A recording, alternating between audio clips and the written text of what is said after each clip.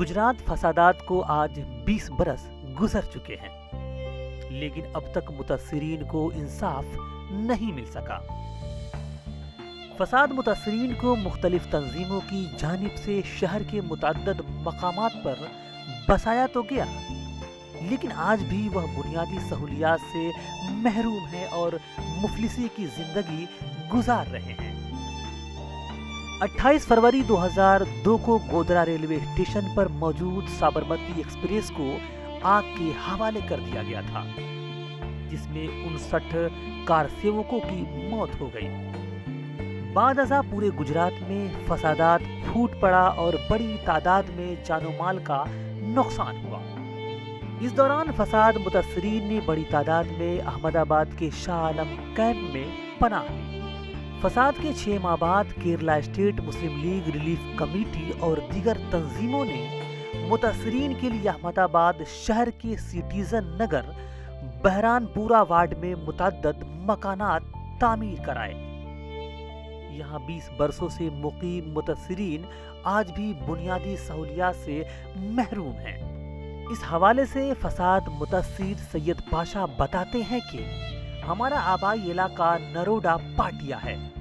20 साल कबल हमारी फैमिली 12 अफराद पर मुश्तमिल थी, लेकिन अचानक बरपा हुए फसाद में मेरे भाई मारे गए और हमारे घर को जला दिया गया।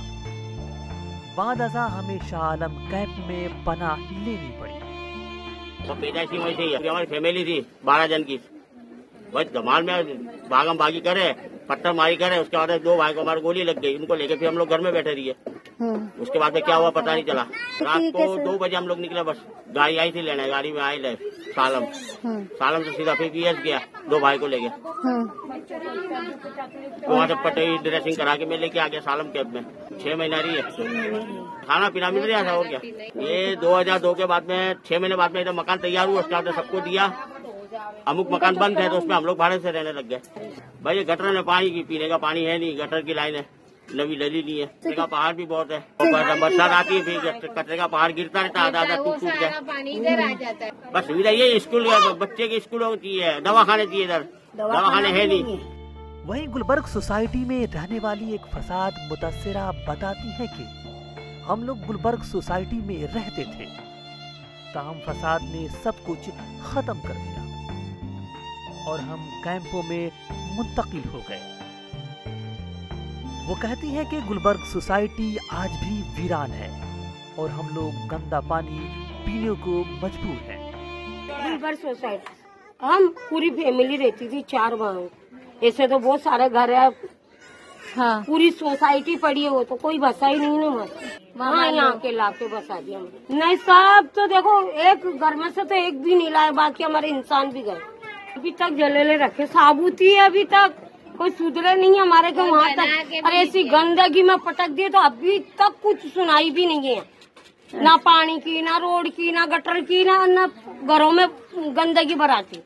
कहाँ जाने का बताओ। कितने साल से? 20 साल हो गए धमाल को। देख एक और फसाद मुतासिरा ने अपना दर्द सुनाते हुए कहती है कि आज भी हम सरकारी दवाखाना और स्कूल के बगैर जिंदगी गुजार रहे हैं। पार्टियां रहते थे धमाल में, तो हमारे साथ नहीं कुछ हुआ, पर हमारे जवाई गुजर गए, हमारी जठानी गुजर गए, हमारे 2 लड़कों को गोलियां लगे।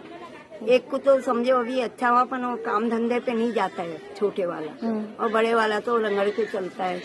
उसके हाथ में हुनर है तो कमा के खाता है। क्यों बरस हो गया पहले नरोड़ा पाटिया, वो सालम वाले लाके बसाया। यहाँ पे तो जितने रहते थे वो खबर नहीं हमारे को। 116 मकान है, पर हमारे को तो भाड़े से मिला, हमारे को तो मकान भी नहीं मिला। 1500 भाड़ा है। अच्छा, और लाइट भी नहीं है। देखो अभी अखा दिन अंधारे में रहेंगे हम। लीडरान इलेक्शन के वक्त तो आते हैं और फोटो खिंचा कर चले जाते हैं। वाज़ेह है कि इस इलाके के नजदीक पिराना डंपिंग साइट है, जिसे कचरे का पहाड़ भी कहा जाता है। यहाँ पूरे अहमदाबाद का कचरा डंपिंग किया जाता है, जिससे इलाके में गंदगी और बदबू हमेशा बनी रहती है। इस इलाके में मुख्तलिफ किस्म की बीमारियां हमेशा फैलती रहती है, लेकिन गुजरात हुकूमत और अहमदाबाद म्युनिसिपल कॉरपोरेशन ने फसाद मुतासिरीन के लिए आज तक कोई इक़दाम नहीं उठाया और अब भी फसाद मुतासिरीन बुनियादी सहूलियात के बगैर ही जीने को मजबूर है। ईटीवी भारत के लिए अहमदाबाद से रोशन आरा की रिपोर्ट।